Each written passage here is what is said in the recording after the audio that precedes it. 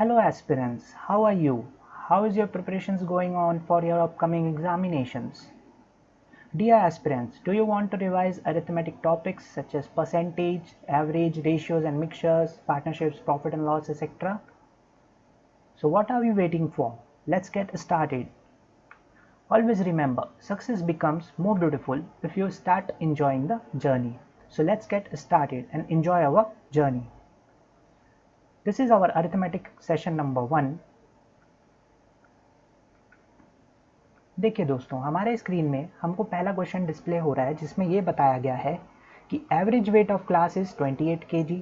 Average weight class की 3 kg से बढ़ जाती है जब हम टीचर के वेट को इंक्लूड करते हैं।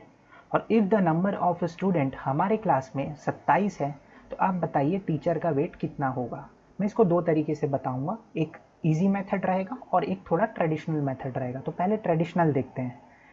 हमारे क्लास में हमारे पास स्टूडेंट्स कितने हैं? स्टूडेंट्स हैं हमारे पास 27। ये दिया हुआ है 27, ठीक है। 27 बच्चे हमारे क्लास में हैं। इसने बताया 27 बच्चों का जो एवरेज वेट है, एवरेज वेट 27 बच्चों का कितना है? 28 है। तो टोटल वेट कितना हो जाएगा?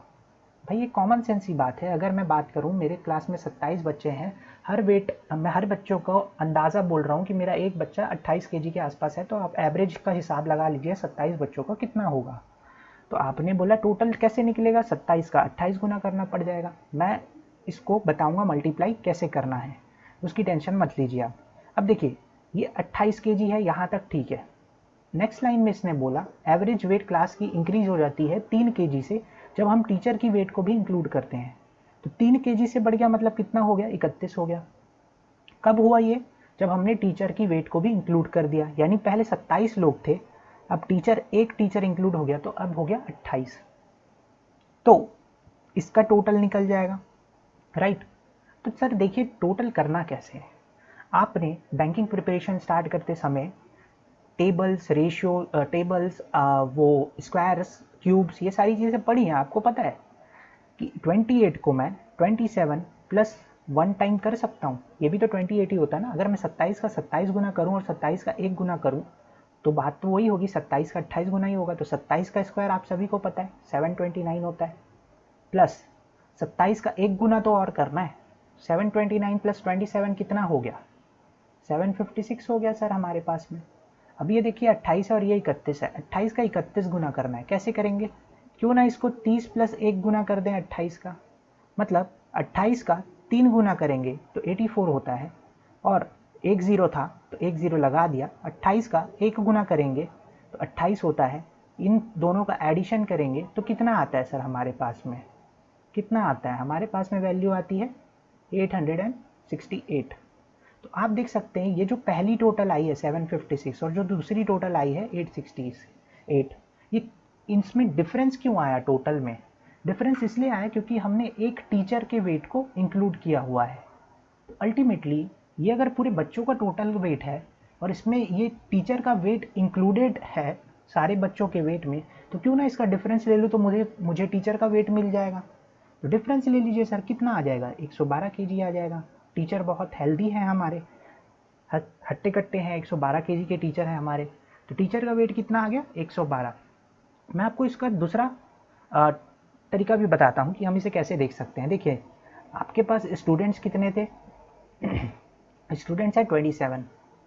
आपको बताया गया था कि एवरेज वेट जो है हर बच्चे का वो कितना था? 28।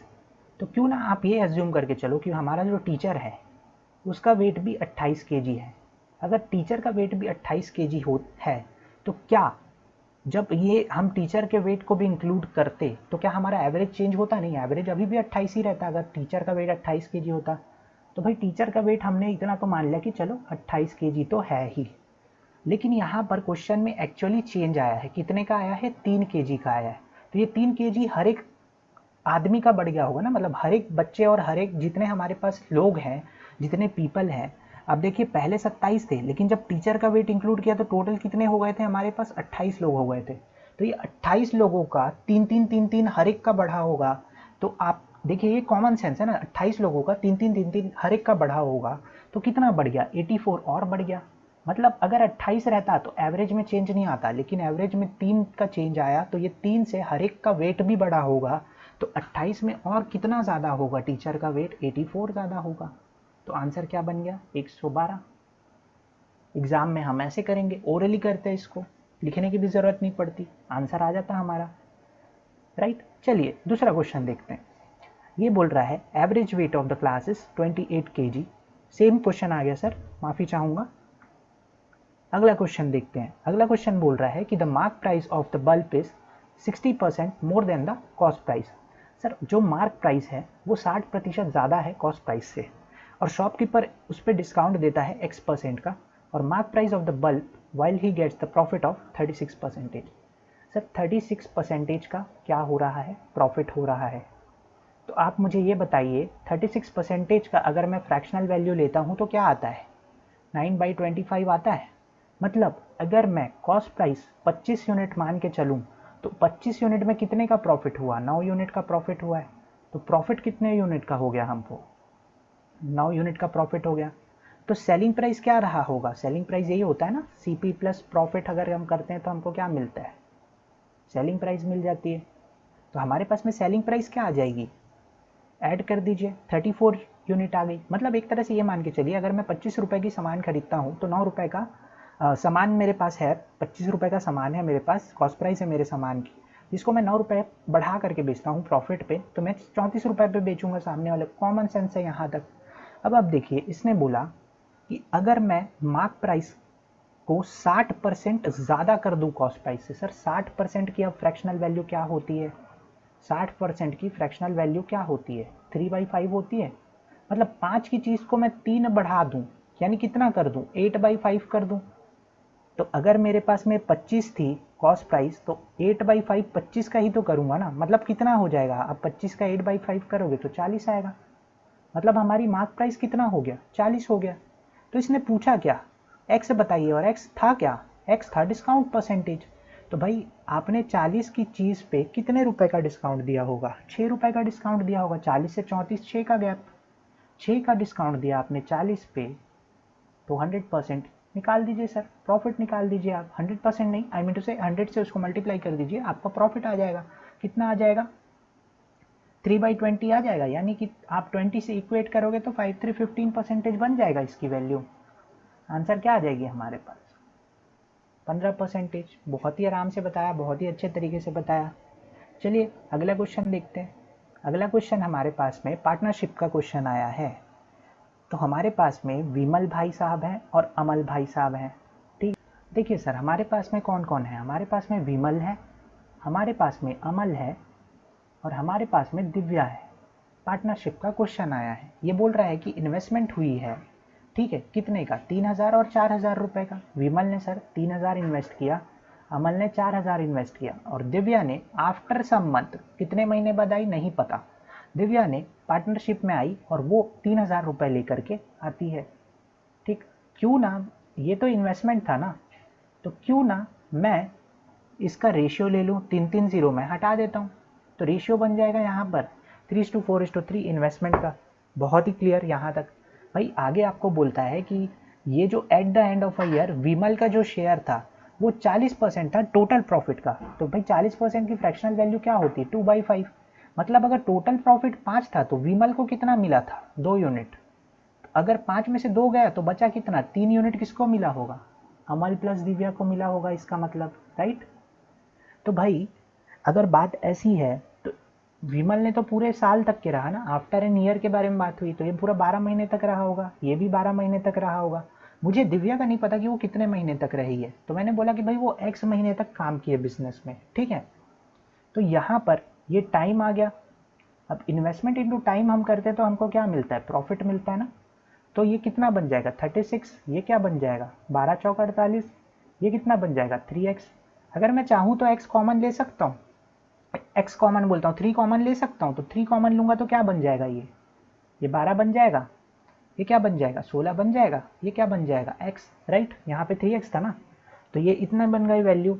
अब आप देखिए आपको बोला क्या गया था, आपको बोला गया था कि आप हमको बताइए how many months did Divya join the investment. तो भाई आपको पता है 2/3, 2/3 क्या है?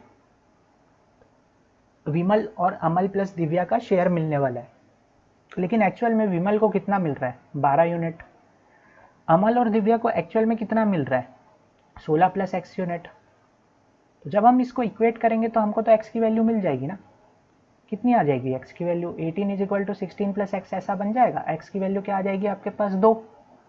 मतलब क्या हुआ? मतलब ये हुआ कि जो दिव्या थी वो 2 महीने के लिए, फॉर 2 मंथ्स बिजनेस में रही है। इसने पूछा गया है कि कितने महीने के बाद उसने ज्वाइन किया। भाई अगर पूरे एक साल में 12 महीने होते हैं और वो 2 महीने तक बिजनेस में रही है, तो ऑफकोर्स उसने 10 महीने के बाद में बिजनेस ज्वाइन किया होगा। तो आंसर क्या बन जाएगा हमारा? 10 आ जाएगा। था ना अच्छा क्वेश्चन? चलिए अगला क्वेश्चन देखते हैं। अगला क्वेश्चन कहता है सर, विराट कोहली और अनुष्का भाभी के बारे में है कि ये लोग बिजनेस स्टार्ट करते हैं इनिशियल इन्वेस्टमेंट 8,000 और 16,000 के साथ। रेशियो ले लेते हैं डायरेक्ट 1:2। अब मैं इसको थोड़ा एग्जामिनेशन पैटर्न में कैसे बनाएंगे हम वो बता रहा हूँ ना।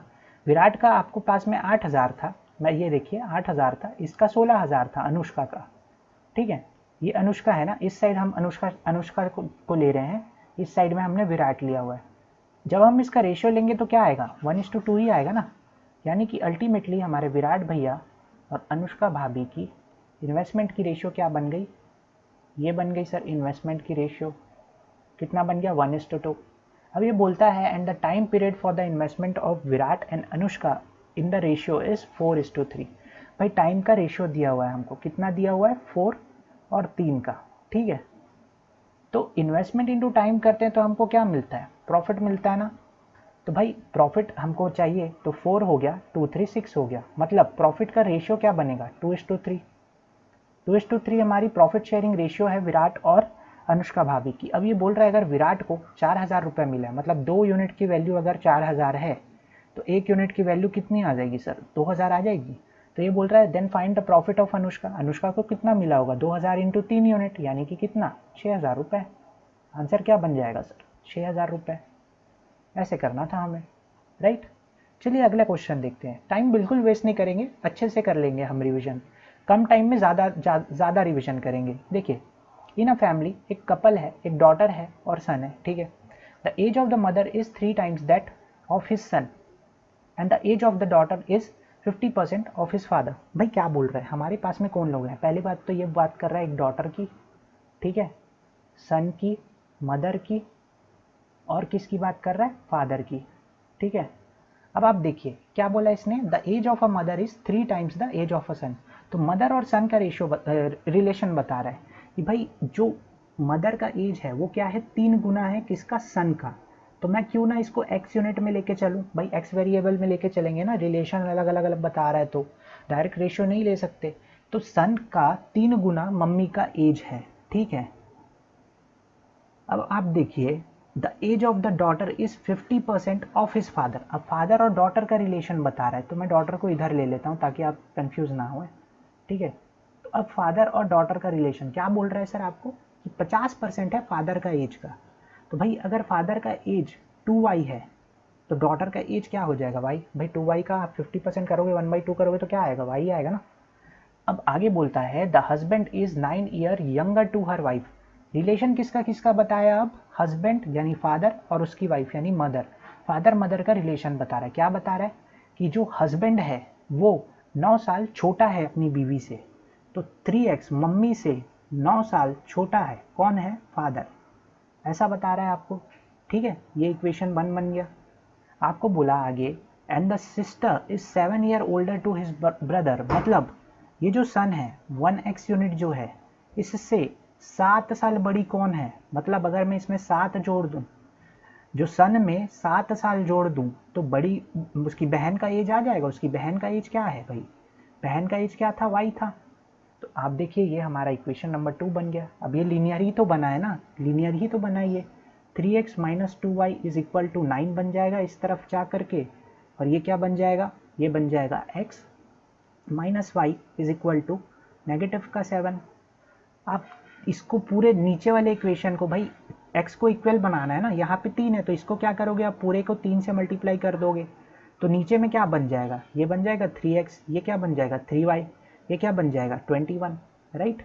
अब ये एक्स एक्स बन गया, यहाँ पे माइनस साइन आ जाएगा, ये कट जाएगा, ये ऑलरेडी माइनस में था तो ये प्लस में आ जाएगा। मतलब बचा क्या सर, वाई बचा यहाँ पे, वो भी पॉजिटिव, प्लस का 3y माइनस का 2y यानी प्लस का y, माइनस का साइन प्लस हो जाएगा तो यहाँ क्या बन जाएगा 30, राइट। ये प्लस बन गया और ये ऑलरेडी प्लस में है तो यहाँ पे क्या आ गई 30। मतलब y की वैल्यू क्या आई, y की वैल्यू आ गई सर 30। तो अब आप पूरा रख सकते हो, आराम से रख सकते हो ना। इसने क्या बोला आपको, find the age of daughter, तो एज ऑफ डॉटर y ही तो निकालना था, तो एज ऑफ डॉटर क्या आ जाएगा 30। 30 कहाँ दिख रहा है भाई, ये है 30। आगे सर आंसर था ना, इजी क्वेश्चन, ऐसा करना था एग्जामिनेशन में हमें। चलिए अगला क्वेश्चन देखते हैं। अगला क्वेश्चन कहता है 5 साल पहले average age of C and N, initials लेंगे, चीनू पूरा नहीं लेंगे, सी लेंगे और एन लेंगे। सी और एन का कब की बात कर रहा है, ये प्रेजेंट सिनेरियो है ना, ये प्रेजेंट सिनेरियो है, ये 5 साल पहले की बात कर रहा है। 5 साल पहले average age of Seenu and Nani is 23। भाई आप देखिए 5 साल पहले अगर 23 था तो अभी एवरेज कितना बड़ा होगा, 5 साल ही तो बड़ा होगा ना, तो अभी एवरेज कितना होगा एट प्रेजेंट, जो इनका एज का एवरेज बनेगा वो कितना बनेगा 28 बनेगा, राइट। और ये क्या बोल रहा है, present ratio between their edges is, ये दिया हुआ है, मतलब सी का जो एज है उसका रेशियो आपको बताया 15 और एन का जो एज है प्रेजेंट उसका रेशियो आपको बता रहा है 13। तो भैया मुझे बस इतना बता दीजिए, इतना बता दीजिए, ये जो 28 है ये है क्या, ये हमारा एवरेज है सर, एवरेज है, दो लोगों के एज का एवरेज है। यानी कि इसका कोई एज होगा, इसका कोई एज होगा, दोनों को ऐड करके 2 से डिवाइड किया होगा तो 28 आया। यानी सी प्लस एन की वैल्यू अभी एट प्रेजेंट क्या आ जाएगी 28 का दुगना। एवरेज वाले चैप्टर में आपने पढ़ा होगा ना। तो टोटल निकल गया सी प्लस एन का। तो भाई अगर ये 15 और 13 यूनिट, इसका कितना बनता है, ये 28 यूनिट बनता है ना, ये रेशियो है, ये किसके बराबर है 56 के बराबर है। तो एक यूनिट की वैल्यू कितनी आ गई 2। अल्टीमेटली इसका क्या मतलब हुआ भाई, एक यूनिट की वैल्यू 2 है, मतलब सी का एक्चुअल एज अभी एट प्रेजेंट कितना है 30, इसका कितना है 26। एक्चुअल एज निकल गया, प्रेजेंट एज निकल गया। अब ये बोल रहा है फाइंड द एज ऑफ मतलब सी आफ्टर 10 ईयर्स, 10 साल के बाद आप सी का एज बताइए। तो भाई इसमें 10 साल आप जोड़ दीजिए ना, कितना बन जाएगा सी का एज 40 बन जाएगा। आंसर क्या आ जाएगा 40। Done sir, done. आगे देखते हैं। आगे क्वेश्चन नंबर 9 हमें कहता है कि a mixture contain 60 litre of oil and rest are water. तो 60 लीटर हमारे पास ऑयल है और बाकी हमारे पास में पानी है, मुझे नहीं पता कितना पानी है, ठीक है। ये बोला and the oil which constitute 75% of the mixture, ये जो वैल्यू है ना ये टोटल मिक्सचर का, भाई टोटल मिक्सचर क्या होगा, total mixture oil plus water होगा ना, इसका टोटल का कितना बोल रहा है भाई 75% है, यानी 3/4 है।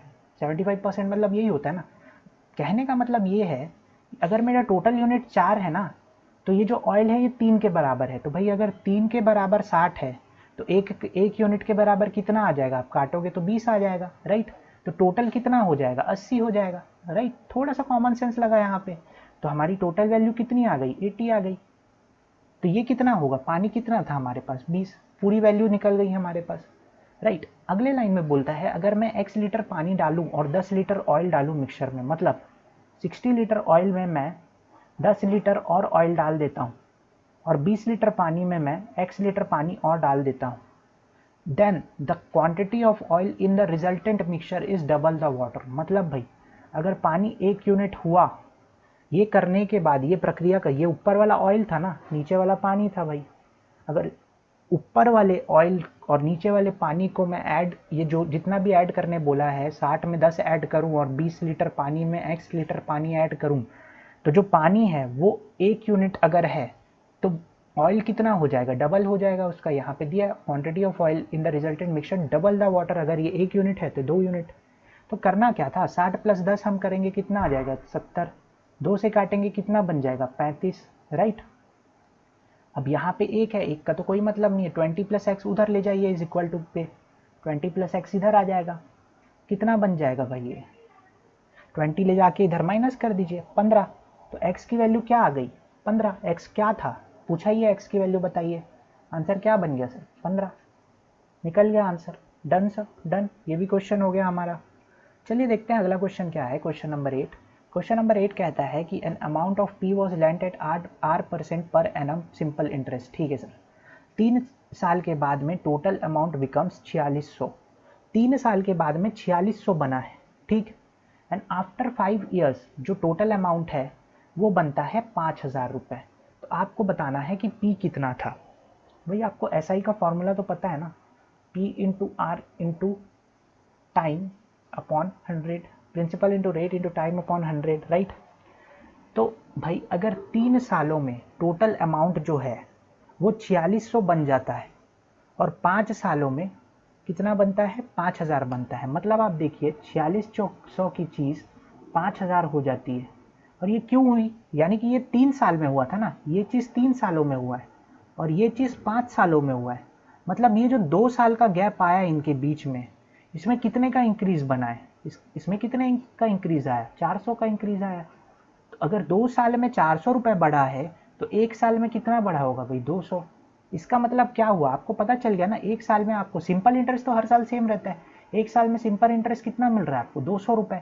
इसने पूछा है कि पी कितना होगा। भाई अगर 3 साल में आपके पास इतना था, 3 साल में आपके पास इतना था, 4600 रुपये आपके पास में वैल्यू थी, तो इसमें ये 1 साल का था ना, 1 साल का एसआई कितना था, 200, तो 3 साल का एसआई कितना हो जाएगा, 600। यानी आप 4600 इसमें और मतलब ये 4600 में 600 माइनस कर दीजिए, आपको क्या मिल जाएगा, 4000। ये हमारा एक्चुअल प्रिंसिपल था सर। थोड़ा सा बस इसमें दिमाग से खेलना था, ना कोई फॉर्मूला यूज़ करना था ना कुछ, जैसा बोला वैसा किया, तो हमारा प्रिंसिपल क्या मिल गया सर, हमको 4000 रुपये मिल गया, राइट, डन। चलिए अगला क्वेश्चन देखते हैं। एक वेसल कंटेन करता है 180 litre of milk and water. ठीक है सर, एक मिल्क है और वाटर है, कितने हैं सर, टोटल मिला दूं अगर मैं तो 180 लीटर है, ठीक। The ratio of milk and water is 2:1। भाई 2:1 के रेशियो में है, तो 2:1 टोटल ऐड किया तो 3 यूनिट की वैल्यू कितनी, 60। तो 1 यूनिट की वैल्यू कितनी, 60।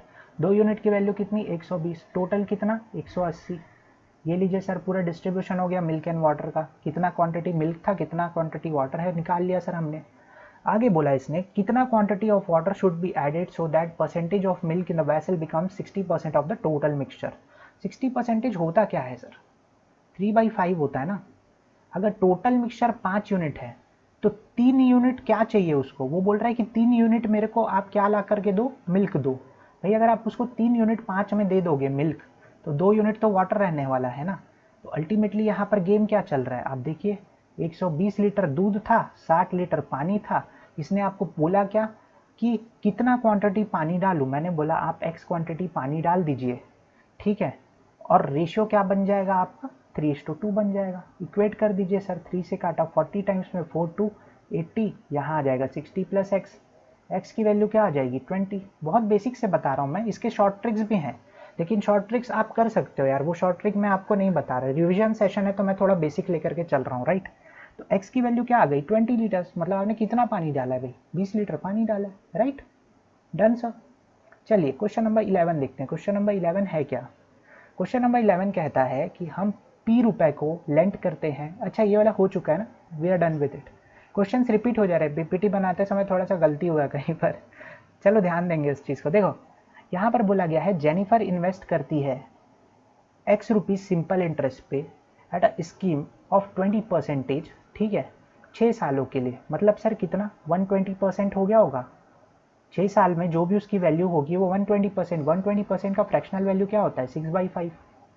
इसका मतलब क्या हुआ, इसका मतलब ये हुआ अगर मेरा 5 यूनिट प्रिंसिपल था तो वो 6 यूनिट हो जाएगा, 6 यूनिट बढ़ जाएगा, मतलब 120% हो गया ना भाई। 120% 1 प्लस 1/5 होता है, यानी 6/5 होगा। तो वो बढ़ करके कितना हो जाएगा, 6 यूनिट हो जाएगा। अगर 5 रुपये प्रिंसिपल था तो वो 6 रुपये बन जाएगा। कब बन जाएगा भाई, 6 सालों के बाद में बन जाएगा, 6 साल के बाद में बन जाएगा, ठीक है।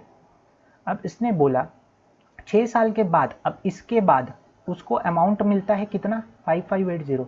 तो भाई यही तो अमाउंट था ना उसका, 5 की चीज़ 6 हो गई भाई। 5 की जो चीज़ थी हमारी वो कितनी हो गई, 6/5 हो गई ना। 5 तो पूरा कवर हो गया, तो 6 यूनिट की वैल्यू कितनी थी, इतनी। तो ये आपको बोल रहा है 6 का 9 टाइम्स आप काटोगे, 54 हो गया, 6 8, एक यूनिट की वैल्यू कितनी आ गई, 980। तो ये बोल रहा है अमाउंट बताइए जो उसको मिलेगा when x rupees is invested at 10% compound interest for 3 साल। तो भाई देखो अब यहाँ से कंपाउंड इंटरेस्ट का पूछ रहा है, आप इसका 5 गुना करोगे क्योंकि ये 6 यूनिट की वैल्यू इतनी आई, तो 1 यूनिट की वैल्यू 980, तो 5 यूनिट की वैल्यू कितनी आ जाएगी, इसका आधा, मतलब 2 4 जार 2 9 जार, इतना बन जाएगा सर। ये हमारा क्या बन गया, ये बन गया प्रिंसिपल। अब इसने बोला क्या आपको, ये बोल रहा है 10% से 3 साल का कंपाउंड इंटरेस्ट, मतलब सर 10 की चीज़ 11 हो गई होगी, 10 की चीज़ 11 हो गई होगी, 10 की चीज़ 11 हो गई होगी, मतलब 1000 की चीज़ कितनी हो गई होगी, 1331 हो गई होगी, राइट। तो इसका मतलब अगर 4900 1000 के बराबर था, या 1000 यूनिट सॉरी 4900 के बराबर था, तो 1331 यूनिट किसके बराबर होगा, यही तो निकालना है ना, हमें सिर्फ यही निकालना है। अब देखो कैसे निकालेंगे भाई, 2 0 से 2 0 गया, ठीक है। अब आपके पास क्या बचा, नीचे 10 बच रहा है और आपको 49 से 1331 को मल्टीप्लाई करना है, 49 को 1331 से मल्टीप्लाई करना है। भाई कैसे करेंगे, आपको टेबल्स याद होने चाहिए, मैंने बोला था राइट। अगर आपको 13 का टेबल याद है, केवल 13 का, तो आप निकाल सकते हो। कैसे, देखो 13 4 जार कितना होता है, 13 चौक 52 होता है, और एक जीरो लगा देंगे क्योंकि ये 10th प्लेस पे था, राइट। तो हमने इसका 13 का मतलब आप देखोगे 13 का 49 टाइम हमने कर दिया है ना, 13 का 49 टाइम सॉरी 13 का 4 टाइम हमने कर दिया। अब 13 का 9 टाइम हम करेंगे तो कितना होता है, 117 होता है भाई। तो 117 इसमें हम जोड़ देंगे, यानी कि यहाँ पर क्या हो गया, ये 637 हो गया। ये क्या हो गया, 13 का 49 टाइम्स हुआ है, लेकिन इसके बाद 2 जीरोस भी तो लगाने हैं ना, क्योंकि वो 100 प्लेस पे था, सॉरी 1000 प्लेस पे 100 प्लेस पे था 13, तो 2 जीरो लग गया। अब आपको क्या करना है, आपके पास में बचा क्या, आपके पास में बचा हुआ है 49 का 31 टाइम्स। अब ये दो वैल्यूज बन गई यार, 49 का 31 कैसे करते हैं भाई, 3 गुना कर दो, 120 3 9 27, इतना बनता है 147, एक जीरो लगाया और 49 का 1 टाइम, यानी कि ये कर देंगे तो ये कितना बन जाएगा आपका, ये बन गया 1519 बन गई सर वैल्यू। तो 1519 यहाँ पर वैल्यू बन गई। अब 9 1 7 5 12, ये कितना बन जाएगा 5, तो यहाँ पर वैल्यू क्या बनी 65219, और नीचे क्या था 10 था, तो एक पॉइंट यहाँ पे लग जाएगा। आंसर निकल गया सर हमारा, हो गया डन। क्वेश्चन बहुत इजी था। चलिए देखते हैं अगला क्वेश्चन क्या है। अगला क्वेश्चन बोलता है कि A alone completes the work in 16 days, ठीक है, and the efficiency of A is 25% more than B. अच्छा जी, बी से 25% ज़्यादा है सर, ठीक है। इन हाउ मेनी डेज, तो भाई देखो छोटा सा गेम चल रहा है, मान के चलो 16 का मल्टीपल ले लो, कुछ भी ले सकते हो यार, आपकी मर्जी। मान लो हमारा टोटल वर्क जो था वो 48 यूनिट था, तो ए की एफिशिएंसी कितनी आ जाएगी, 3 यूनिट आ जाएगी, राइट।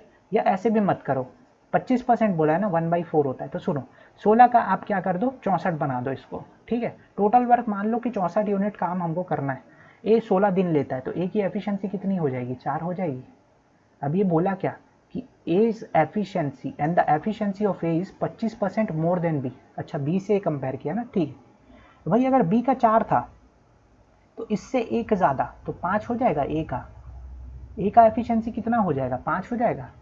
तो इसको फिर से चेंज करना पड़ेगा। देखो आपको क्वेश्चन के हिसाब से खेलना पड़ता है ना। ए अगर किसी काम को 16 दिन में करता है तो यहाँ पे आप 80 मान लो। अब तो ए की एफिशिएंसी कितनी आ जाएगी भाई, 5 आ जाएगी। अब हमारा ये एफिशिएंसी का रेशियो भी सेटिस्फाई हो गया कि बी 4 पे करेगा, यानी बी को कितने दिन लगने वाले हैं, बी को यहाँ पे 20 दिन लगने वाले हैं। इससे आप निकाल सकते हो, राइट। अब ये बोल रहा है इन how many days can 90% of the work completed together. भाई 8 का 90% कितना होता है, 72 होता है, और 5 और 4 कितना होता है, 9, तो 72 9 के हिसाब से अगर ये करेंगे, 9 यूनिट से करेंगे 72 यूनिट काम को, तो कितना दिन लग जाएगा सर, 8 दिन लग जाएंगे। तो आंसर क्या बन जाएगा हमारा, 8 डेज। आंसर आ गया 8 डेज। Good sir. चलिए देखते हैं अगला क्वेश्चन क्या कहता है। अगला क्वेश्चन हमको बोलता है कि 20 मैन के बारे में बात हो रही है कि 20 man can complete in 6 hour complete the work in 3 days. मतलब 6 घंटे काम करके काम को 3 दिन में ख़त्म कर देते हैं, ठीक है। यहाँ पर 25 वुमेन, देखो डी और ये मैं नहीं लिख रहा हूँ ना, डी नहीं लिख रहा हूँ, ना ही ये एच लिख रहा हूँ, क्योंकि इधर भी आएगा भाई डी और एच और कट जाएगा। लो चलो लिख देता हूँ, ये 6 आवर है और ये 3D है, ठीक है। 25 वुमेन यहाँ पर 6 घंटे काम करके इसी काम को 4 दिन में ख़त्म करते हैं। तो लो भाई, H से H कट गया उधर का, ठीक है, इधर का D से, और ये H दोनों कट गया। अब देखो यहाँ से क्या आएगा, ये एक चेन रूल है, चेन रूल बहुत अच्छा होता है ऐसे क्वेश्चंस के लिए। देखो 6 से 6 गया, ठीक है, 6 से 6 चले गया। अब आपके पास में क्या बच रहा है यहाँ पर, 4 और ये, ठीक है। 5 से काटा आपने 4 टाइम्स, 5 से काटा 5 टाइम्स, ये 4 से ये 4 भी गया। तो अल्टीमेटली क्या बना भाई, 3m is equal to 5w, right. 3m is equal to 5w।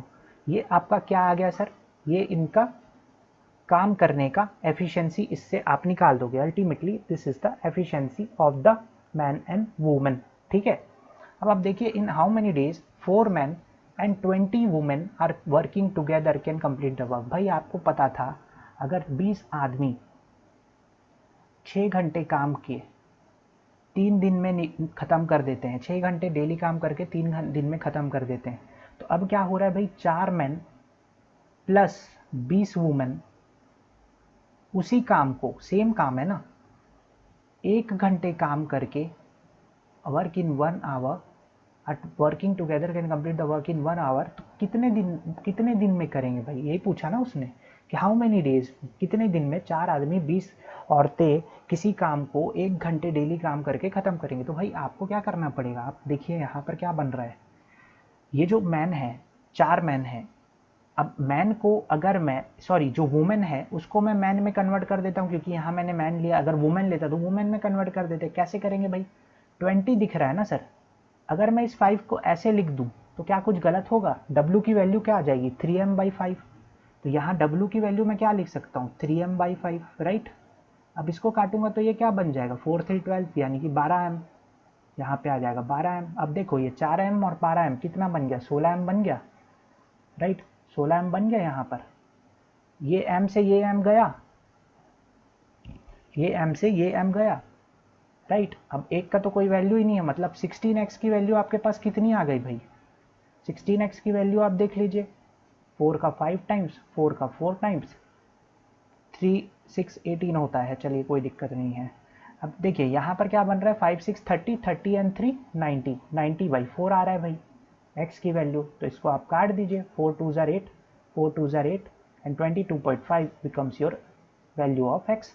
तो इसने पूछा कितना दिन लगेगा, इतना दिन लगेगा, 22.5 आपका आंसर बन जाएगा, राइट।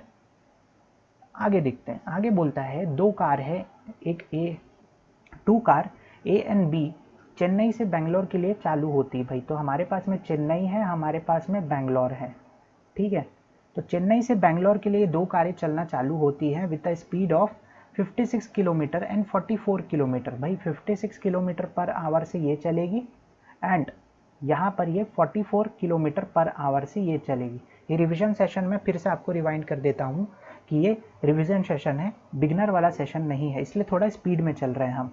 इसने बता दिया आपको कि 900 यहाँ पर कितना, अगर 900 का डिस्टेंस कवर करना हो, in how much time the distance between the 2 cars will cover a 900 kilometre. 900 kilometre का डिस्टेंस कितने टाइम पे ये दोनों कार मिल करके करेंगे, ठीक है। 2 cars Chennai and Bangalore, start from Chennai and Bangalore with speed of इतना।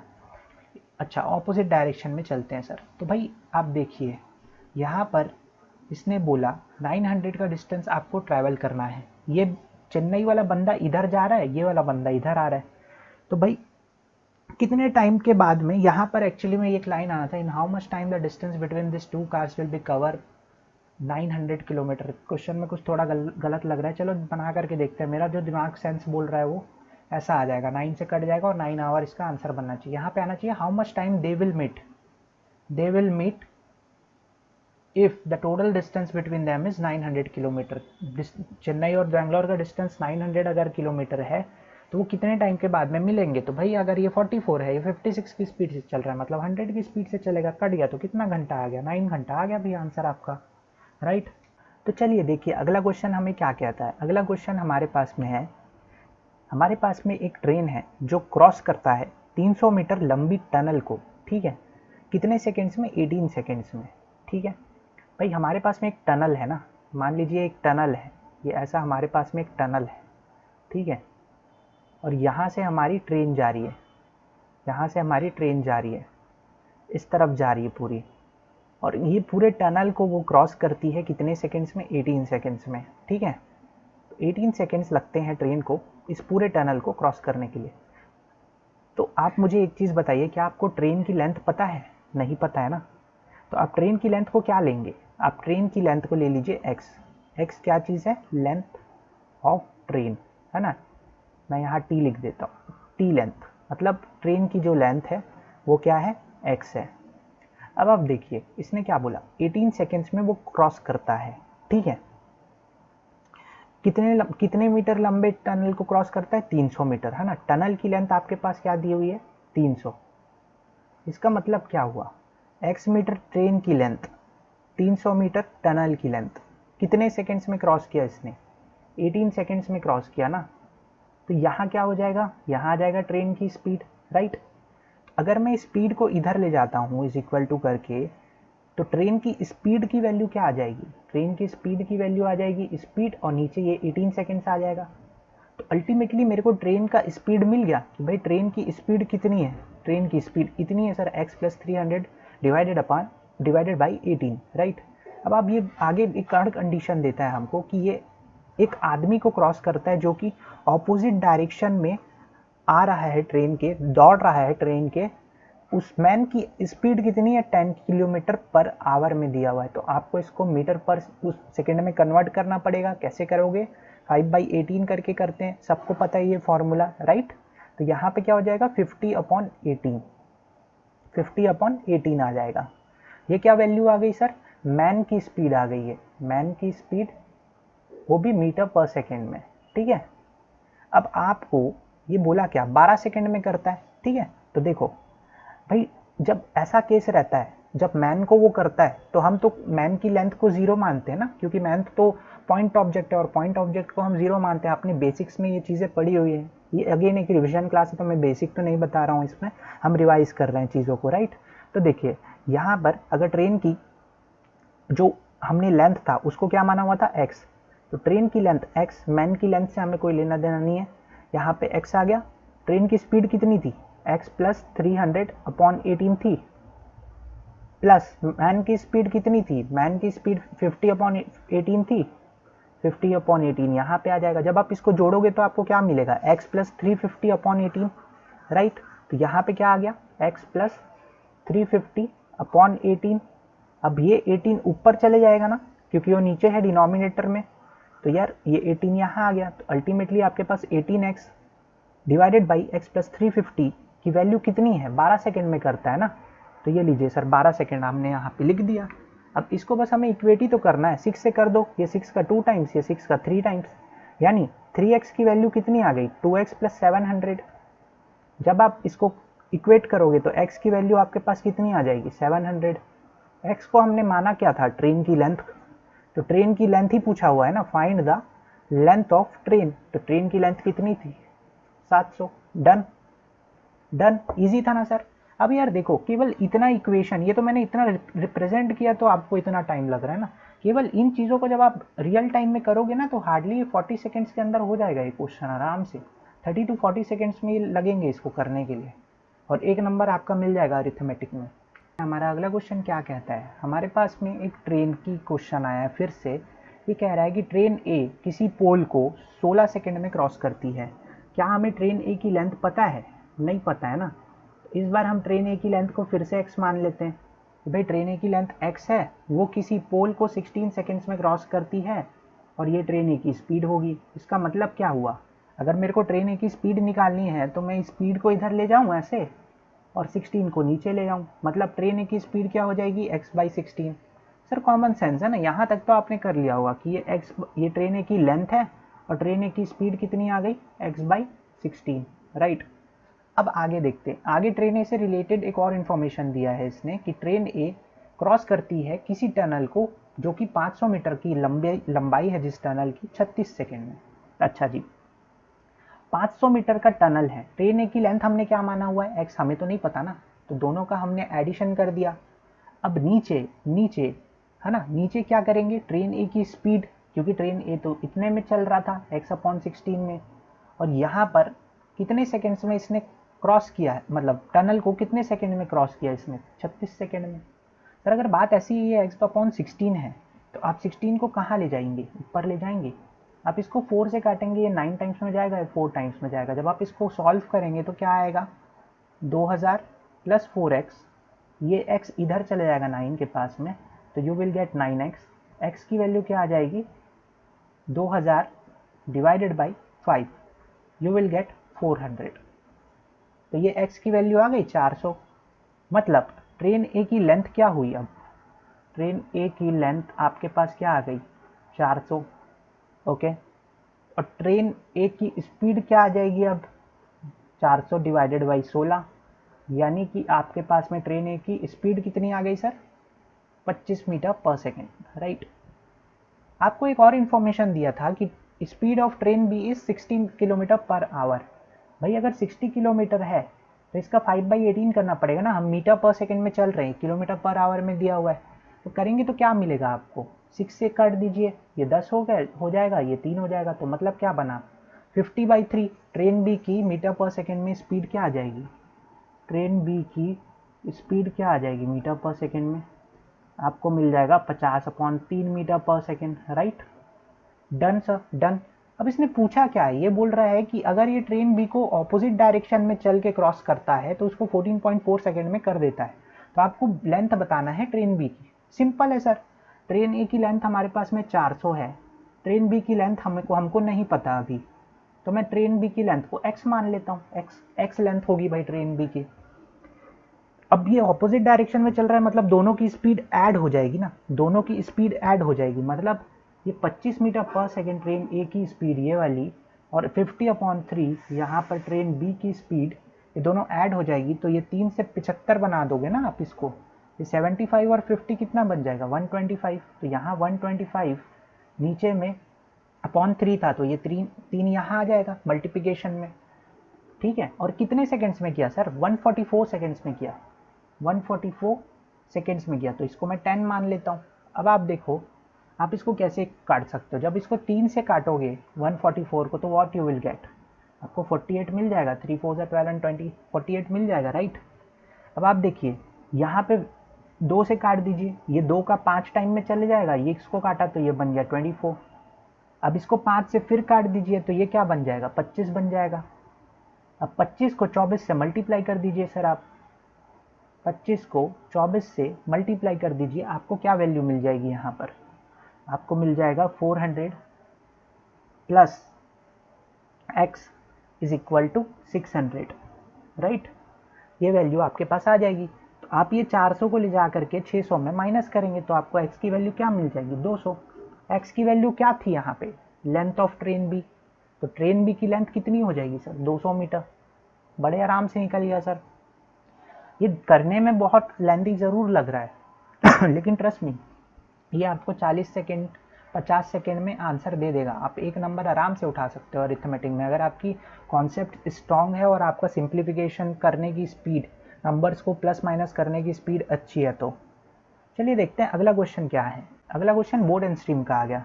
ये बोलता है कि अ बोट टेक्स 15 घंटे टू कवर 435 किलोमीटर अपस्ट्रीम। भाई 435 किलोमीटर अपस्ट्रीम जाना है उसको, ठीक है, और कितना टाइम लेता है वो, 15 घंटे लेता है। यानी कि ये अपस्ट्रीम डिस्टेंस था ऊपर वाला, ये अपस्ट्रीम स्पीड है, डिस्टेंस अपॉन स्पीड क्या होता है, टाइम होता है सर। आप इसको काटोगे तो आपको क्या मिल जाएगा, आपको ये मिल जाएगा 29, मतलब ये 29 मीटर, ये सॉरी 29 किलोमीटर पर आवर यहाँ पर क्या मिल गया सर आपको, upstream speed. This is you, है ना, यू बोलते हैं, मैं अपस्ट्रीम स्पीड को मैं तो यू से डिनोट करता हूँ। आगे कहता है 140 किलोमीटर डाउनस्ट्रीम वो 4 में जाता है, 140 किलोमीटर डाउनस्ट्रीम वो 4 में जाता है। मतलब डाउनस्ट्रीम का जो डिस्टेंस है वो कितना है आपके पास में, डाउनस्ट्रीम डिस्टेंस को मैं, मतलब डाउनस्ट्रीम को मैं डी से डिनोट करता हूँ। तो डिस्टेंस आपको 140 दिया है, डिस्टेंस अपॉन टाइम करेंगे तो हमको क्या मिल जाएगा, स्पीड मिल जाएगा। मतलब कितना आ जाएगा भाई, 35 आ जाएगा। 35 किलोमीटर पर आवर क्या मिल जाएगा हमको, डाउनस्ट्रीम स्पीड मिल जाएगी। मतलब 35 kilometre per hour we will get downstream speed. अब आपको बोला क्या, find the time taken by the boat to cover इतना किलोमीटर इन स्टिल वाटर।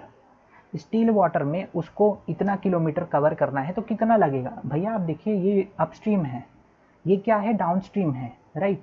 इन दोनों का एडिशन करके अगर मैं 2 से डिवाइड करूं तो मेरे को अपस्ट्रीम की स्टिल वाटर में बोट की स्पीड का पता चल जाएगा। मतलब 29 प्लस 35 डिवाइडेड बाई 2 करता हूँ तो मेरे को क्या मिलता है, 64 मिल जाएगा।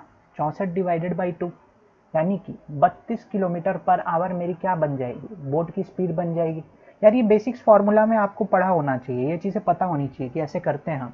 तो 32 किलोमीटर पर आवर क्या मिला, ये हमको मिल गया हमारी स्टिल वाटर में बोट की स्पीड। तो भाई 1152 यहाँ पर जो दिया हुआ है, ये 32 की स्पीड से चलेगा तो कितना टाइम लगेगा, वही तो पूछ रहा है वो। ठीक है, आप इसको काटिए सीधा, आप चाहो तो 4 से काट दो, 4 से 8 टाइम्स में गया, 4 से आप काटोगे 4 2 ज़ा 8, 4 8 ज़ा 32 एंड यू विल गेट 4 8 ज़ा 32। 8 से काट दीजिए, 8 3 ज़ा 24 एंड 8 का ये आई थिंक 6 टाइम्स में, यस 6 टाइम्स में आ जाएगा। तो आपका आंसर क्या बन जाएगा, 36 आवर सर। 36 आवर आपका आंसर बन गया। था ना इजी। चलिए आगे देखते हैं। लेट्स सी हमारे, देखिए भाई ये 2 को हटा दो, है ना। Speed of the boat in the down stream, भाई डाउन स्ट्रीम में आपको स्पीड ऑफ द बोट के बारे में बात करिए। मतलब डाउन स्ट्रीम में, डाउन स्ट्रीम अगर वो जाए तो बोट की स्पीड आपका कितना बता रहा है, 80% ज़्यादा है किससे, अपस्ट्रीम स्पीड से। ठीक है, अपस्ट्रीम स्पीड से। तो अपस्ट्रीम स्पीड अगर 5 है तो इससे 80 ज़्यादा है, यानी कि कितना हो जाएगा 9। 80% की फ्रैक्शनल वैल्यू क्या होती है सर, 4/5 होती ना। अगर 5 यूनिट ये है अपस्ट्रीम स्पीड तो इसमें 4 ज़्यादा, कितना हो जाएगा, 9 हो जाएगा, सिंपल। तो हमारा बोट का स्टिल वाटर में स्पीड क्या आ जाएगा, स्टिल वाटर में अगर मैं स्पीड निकालना चाहूँ तो ये दोनों का एडिशन यानी 14 डिवाइडेड बाई 2 कर देंगे तो हमको क्या मिल जाएगा, 7 मिल जाएगा सर, राइट। तो ये यूनिट की वैल्यू क्या आ गई, 7। स्टिल वाटर में बोट की स्पीड कितनी थी, 7 यूनिट। अब ये बोल रहा है find the speed of the stream if the boat can travel 210 kilometre इन 3 घंटे। भाई 210 किलोमीटर वो स्टील वाटर में अगर 3 घंटे में कवर करता है तो इसका मतलब क्या हुआ, इसका मतलब ये हुआ कि जो 70 यूनिट आई ये इसकी स्पीड होगी सर। किस में स्पीड होगी, स्टील वाटर में स्पीड होगी। लेकिन आप तो बोलोगे हमने तो 7 यूनिट निकाला हुआ है स्टील वाटर में, तो इक्वेट कर देते हैं। अगर 7 यूनिट की वैल्यू 70 है तो 1 यूनिट की वैल्यू कितनी आ गई, 10। आपको पूछा क्या था, स्ट्रीम की स्पीड बताइए। तो भाई आप चाहे ऐसे देख लो, इसमें हमने आप चाहे तो ऐसे देख लो भाई, ये हमारी स्टिल वाटर की स्पीड है, ये अपस्ट्रीम है, कितना कम हुआ है, 2 यूनिट कम हुआ। तो आप 2 यूनिट की वैल्यू निकाल दीजिए, 2 यूनिट की वैल्यू कितनी आ जाएगी, 20। अगर 1 यूनिट की वैल्यू 10 है तो 2 यूनिट की वैल्यू क्या आ गई, 20। तो आंसर क्या बन गया सर हमारा, 20 बन गया, राइट। था ना सेशन अच्छा, हमने सारे क्वेश्चंस कवर कर लिया अरिथमेटिक के। और मैं आपको बहुत बहुत धन्यवाद देना चाहता हूँ कि आपने ये सेशन पूरा देखा, वीडियो में लास्ट तक बने रहें। Thank you so much for watching the video and do subscribe my channel and do visit my channel again. Thank you so much guys and always keep practicing hard.